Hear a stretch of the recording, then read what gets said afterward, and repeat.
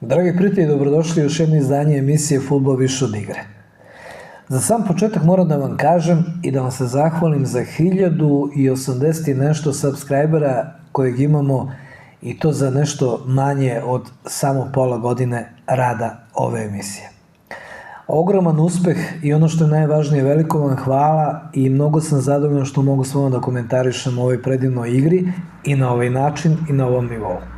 Sigurno ste već navikli na serijal Fudbalske legende u okviru ovog kanala, ali mi ćemo danas pričati o jednom fudbalskom klubu koji je napravio ogroman uspeh u sezoni 1981. kroz 1982. godina, a nadimak ovog kluba je Real sa Niša V. Sigurno znate o čemu se radi, u pitanju je Radnički iz Niša i ono što je najbitnije, u toj sezoni ovaj klub je dostigao zaista ogromne visine i to polufinale Kupa UEFA, što je ekvivalent za današnju Ligu Evrope. Pa zamislite kakav je to uspeh bio. Kao što sam rekao, vi pratite podcast Fudbal više od igre i ono što je najvažnije takođe, dovoljno je vaš like i subscribe, a onda da nastavimo sa pričom o ovom klubu i njihovom uspehu u toj sezoni pre 40 kusur godina. Ako ste mislili da je bila šala Kup UEFA pre 40 nešto godina, evo da saznate koje imena su učestvovali u tom takmičenju, a ono što je najvažnije da saznamo nešto i samom takmičenju. Kup UEFA, naročito sezona 1981. kroz 1982. godinu, je 11. sezona takmičenja pod okriljem UEFA u kom su nastupali klubovi iz najjače lige svake evropske zemlje, koji se nisu plasirali u Kup šampiona, što je ekvivalent za današnju Ligu šampiona, i Kup pobednika kupova. U Kupu pobednika kupova su učestvovali klubovi koji su osvajali kupove u svojim zemljama. Tako da znate sad o čemu se radi. Takmičenje je počelo 15. septembra 1981. godine i završilo finalnim dvomečom, zapamtite dvomečom, odigranim 5. i 19. maja 1982. godine. Tada su se finala igrala u 2 meča, ne u jednom. Tako da smo imali 2 meča kao finalni meč. Idemo dalje.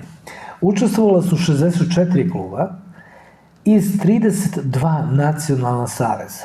Titul je osvojio švedski Göteborg, što je jako interesantno i što je bio prvi UEFA trofej za klub sa skandinavskog poluostrva.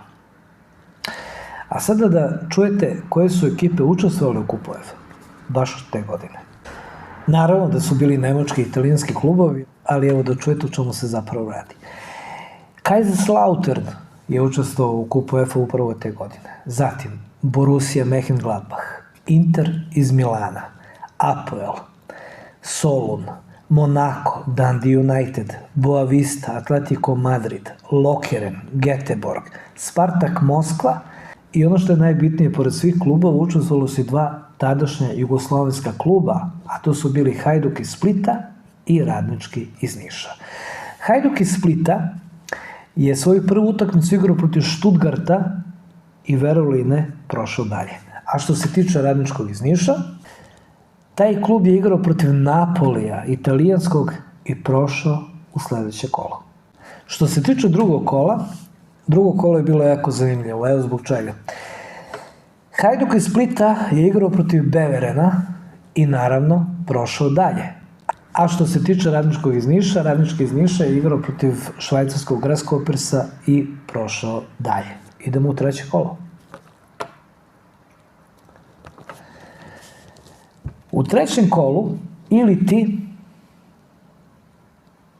osmina finala. Učestvovali su sledeći klubovi. Spremite se da čujete.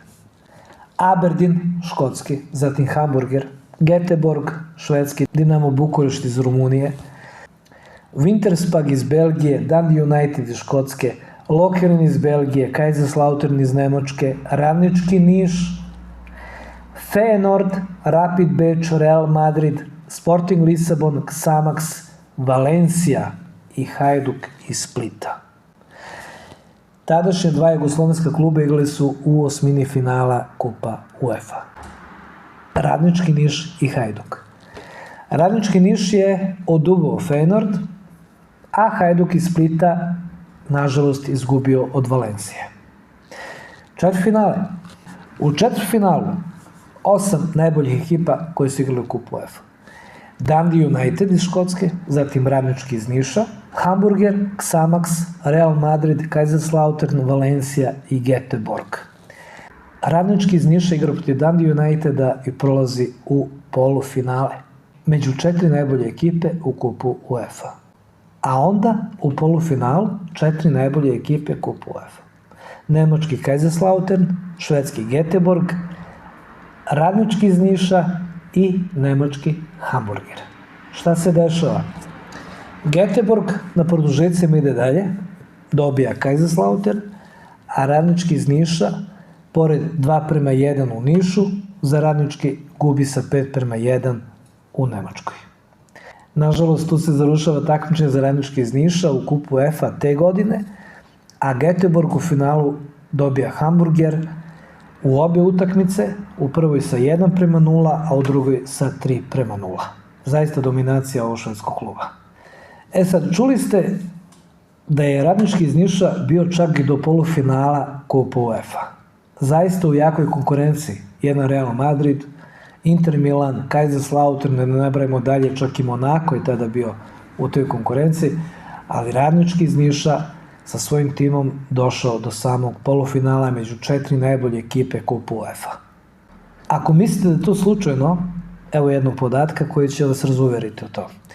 Radnički iz Niša je u sezoni 1980-1981 takođe u kupu UEFA došao do osmine finala, što nije mala stvar. A sezone 1983-1984, znači nakon ovog uspeha, takođe u osminu finala. Imali smo, Radnički iz Niša koji je nekoliko sezona zaredom bukvalno igrao u kupu UEFA i to jako dobru rolu.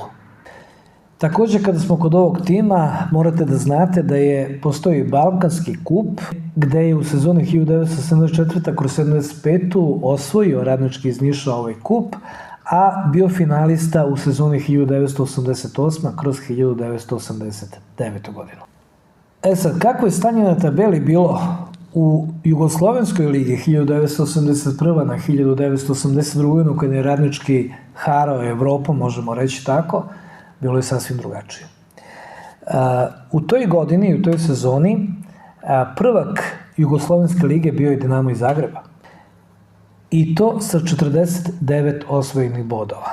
Crvena zvezda je bila na drugom mestu sa 44, Hajduk iz Splita na trećem sa 44, Sarajevo na četvrtom sa 39, Željezničar iz Sarajeva na petom sa 38, Partizan na šestom sa 37, sedmo mesto Velež sa 36 bodova, osmo mesto Budućnost sa 34 boda, deveto mesto Olimpija sa 33 boda, 10. mesto Vojvodina sa 32 boda, 11. mesto Radnički iz Niša sa 32 boda, 12. mesto Rijeka 32 boda, 13. mesto Sloboda Tuzla 31 bod, 14. mesto Vardar iz Skoplja 30 bodova, 15. mesto FK Beograd 30 bodova, 16. mesto Osijek 29 bodova, 17. mesto Teteks iz Tetova 25 bodova, 18. mesto NK Zagreb 19 bodova, a iz ligi su ispali Dinamo Vinkovci i Galenika Zemun.